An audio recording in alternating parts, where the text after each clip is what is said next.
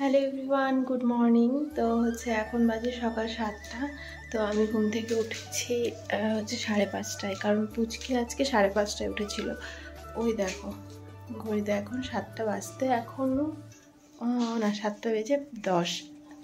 যে ঘুম থেকে উঠেছি, শুধু বাসি নাইটিটা চেঞ্জ করে নিয়েছি, চেঞ্জ করে নিয়ে ইষ্টভীতি করেছি, করে ঠাকুরের বাসন টাসন মেজে তারপর ঠাকুরের ঘর মুছে ঘর ঝাড় দিয়ে, তো আর পুচকিকে তোমাদের দাদাভাই ঘুম পাড়িয়ে দিয়েছে। এই যে ও ঘুমাচ্ছে। তো আমি যেহেতু তোমাদের দাদাভাই আজকে অফিস আছে, তো সেই জন্য আমি এইদিকে যে বিছানা সব পরিষ্কার করে নিয়েছি। ওই ঘরের বিছানা পরিষ্কার করা হয়ে গেছে, আর ঘর দোর মোটামুটি গুছিয়ে নিয়ে এখন আমি চলে গেছি রান্না করতে। কারণ তোমার দাদাভাই থাকতে থাকতে রান্নাটা সেরে নিলে পরে আর আমার টেনশন থাকে না।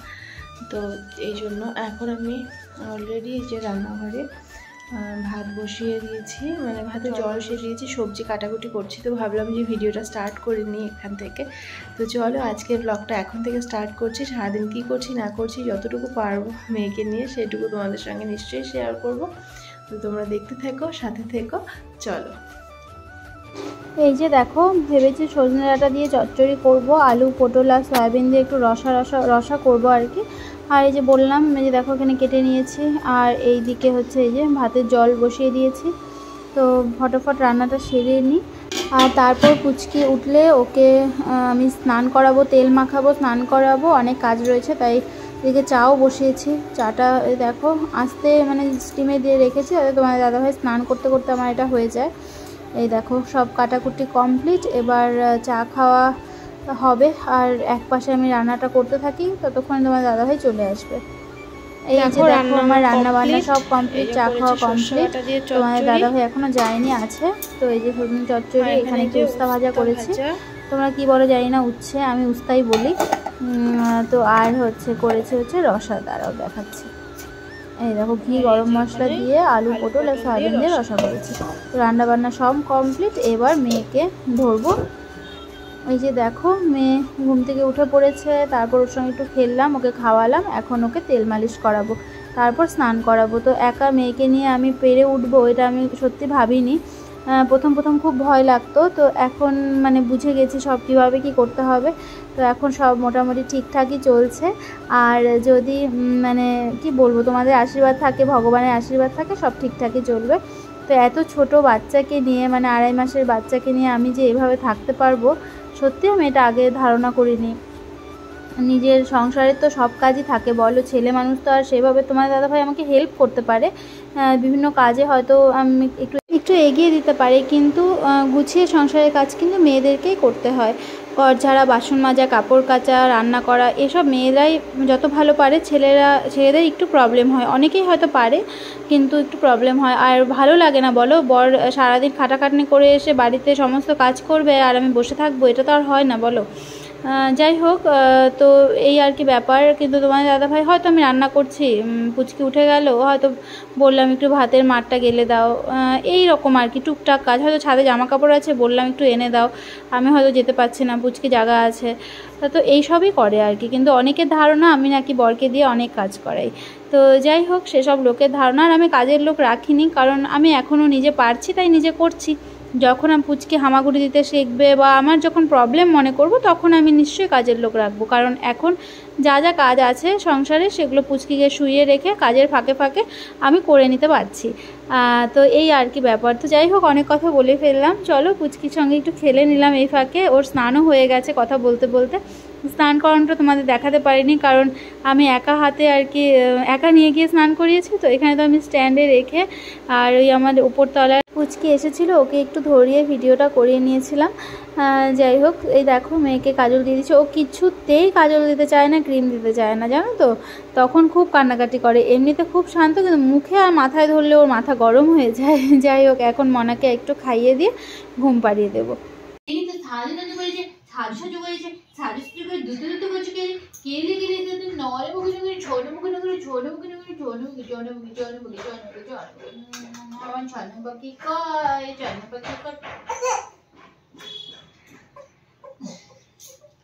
মহারানীকে আমি এরকম পায়ের মধ্যে নিয়ে দোল দিচ্ছি, ঘুম পাড়ানোর চেষ্টা করছি। দেখো কত বড় বড় ভাব ওর, দেখেছো কত বড় বড় ভাব। তো দেখো সারাদিন আর সেরকম কিছু শেয়ার করতে পারিনি, কারণ দুপুরবেলা খাওয়া দাওয়া করে পুচকির সঙ্গে আমিও একটু শুয়েছিলাম, একটু রিলস বানিয়েছি আর এসব করে আর কি ঘুমিয়ে পড়েছিলাম। এখন সন্ধেবেলা, তো পুচকি এখন শুয়ে আছে ও ঘরে, আর আমি এখন সন্ধেবাতি দিচ্ছি। আর হচ্ছে নাইটিটা চেঞ্জ করে নিয়েছি, কারণ হচ্ছে পুচকি 2-3বার নাইটি চেঞ্জ হয়ে গেল আমার, কারণ বারবার কোলে হিসু করে দিচ্ছে। যাই হোক, তো ভেজাটা আমি পরে থাকলে আমারও ঠান্ডা লেগে গেলে আবার ওর লাগবে, সেই জন্য নাইটিটা চেঞ্জ করে নিয়েছি। তো এখন সন্ধেবাতি দেবো, তারপর ছাদের থেকে জামা কাপড় তুলে এনে সব ওই ঘরে রেখেছি, এগুলো এখনও ভাঁজ করে এনে এখন সবগুলো ভাঁজ করে গুছিয়ে রাখবো। তো চলো আমি কাজগুলো করি, সন্ধেবাতি দিই। এই যে দেখো কত জামা কাপড় এখানে রয়েছে, সবগুলো ভাঁজ করবো। পুচকি ওই ঘরে রয়েছে, শুয়েই আছে, রেখে এলাম। তো ফটাফট আমি জামা কাপড়গুলো ভাঁজ করে নিই। দেখো ক্লিপ সহ ওভাবে তুলে এনে জামা কাপড়ের মধ্যে ক্লিপগুলো রেখে দিয়েছিলাম, মানে খুলে আনবো মানে অত সময় এখন কোথায়, কারণ যখন আমি এনেছিলাম তখন মানে পুচকি ঘরে ঘুমিয়েছিল, আমি তাই তাড়াতাড়ি করে গেছিলাম। আর এখন দেখো কাজ করার সময় আমি গান করতে করতে মনের আনন্দে জামা কাপড় ভাঁজ করছিলাম, এডিট করার সময় দেখছি আর কি। আর ওই ঘরে টিভিও চলছে, তো মাঝে মাঝে আবার আমি পুচকিকেও একটু দেখছিলাম যে ও কী করছে, আর হচ্ছে এদিকে জামা কাপড়ও ভাঁজ করছিলাম। সংসারের কাজগুলো মানে যতক্ষণ না শেষ হয় ততক্ষণ ভালো লাগে না। এগুলো এইভাবে বিছানায় পড়েছিল না, আমার মানে ভালোই লাগছিল না মানে এতক্ষণ। এখন এগুলো গুছিয়ে পরিষ্কার করব, তারপর গিয়ে আমি শান্তি পাবো। আর তারপর তোমাদের দাদাভাইয়েরও আসার সময় হয়ে যাবে, প্রায় 6:30 বাজে। আর সন্ধ্যেবেলা একটু ভেবেছি সুজি দিয়ে আর আটা দিয়ে একটু পিঠার মতো বানাবো, খুব খেতে ইচ্ছা করছে। আর মানে সেই জন্য তোমাদের দাদাভাইও এগুলো খেতে খুবই ভালোবাসে। তো চলো আমার জামা কাপড় মোটামুটি ভাঁজ করা শেষ, এখন সবগুলো জামা কাপড় আলনায় ভাঁজ করে রেখে তারপর ওই ঘরে চলে যাব মনার কাছে। আর মনাকে একটু দেখে আদর করে তারপর হচ্ছে আমি টিফিনটা বানাবো। ওই দেখো আমি আবার মাঝে মাঝে টিভিও দেখছি। তো টিভিতে সিরিয়াল চলছিল, আমি যদিও সেরকম দেখি না, তবে কি যেন একটা হচ্ছিল, তো দেখতে ভালো লাগছিল, তাই 2-3বার দেখলাম। দেখো সব জামা কাপড় আলনায় রেখে নিলাম। তো চলো এবার যাই টিফিনটা চটপট করে ফেলি, করলেই তো খেতে পাবো বলো, কারণ করে খাওয়ানোর তো কেউ নেই। এই দেখো আমার টিফিন রেডি, তো চলো এবার খেয়ে নিই টিফিনটা। সন্ধ্যের সময় মাসি আর মেসো এসেছিলো পুচকিকে দেখতে। বাজে রাত হচ্ছে 12টা, আর মামা আজকে এখনও ঘুমোয়নি, মানে সেই যে মানে 4:30টায় ঘুম থেকে উঠেছে, তারপরে এখনও পর্যন্ত মানে 2বার 10 মিনিট ঘুমিয়েছে, আর ঘুমোচ্ছে না, এখনও জেগে রয়েছে, খেলছে। দেখো এই ঘুমাচ্ছে, আর এখানে আমার মামাম খেলু খেলু করছে।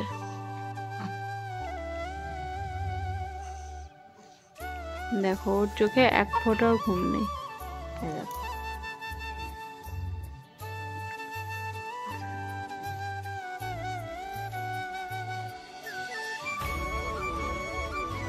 তো দেখো আমি ওকে ঘুম পাড়িয়ে তারপর হচ্ছে শুতে যাচ্ছিলাম, ভাবলাম বাথরুম থেকে এসে তারপর শুয়ে পড়বো। এসে দেখি মহারানী উঠে তাকিয়ে আছে এইভাবে। বলো এখন রাত 2টো বাজে আর ওর ঘুমানোর কোনো ইচ্ছা নেই, জানি না ও কখন ঘুমাবে। ওর বাবাও উঠে পড়েছে, কতক্ষণ পাশে এরকম করছে, ঘুমানো যায়? ওর বাবা গেল ও ঘরে জল খেতে, আর আমি এখন দেখি ওকে শুয়ে শুয়ে ঘুম পাড়ানোর চেষ্টা করি। এমনি কিন্তু মাম্মাম ভালো ঘুমোয়, এরকম মানে আমাকে রাত জাগায়নি। 2 দিন যাবত একটু ঘুমোতে চাইছে না, তো যাই হোক বাচ্চা মানুষ তো। চলো তোমরাও ঘুমিয়ে পড়ো আর আমরাও ঘুমিয়ে পড়ি। গুড নাইট সবাইকে, নতুন ব্লগে আবার দেখা হচ্ছে।